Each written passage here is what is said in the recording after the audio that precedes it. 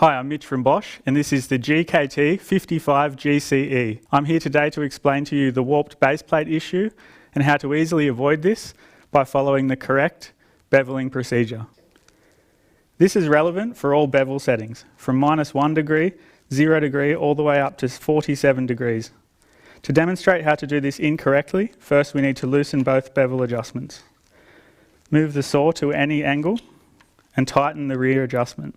Now, if I'm to place my weight on the auxiliary handle before tightening the front adjustment, the front angle will be now different to the rear angle, and we can see this by the rock in the base plate.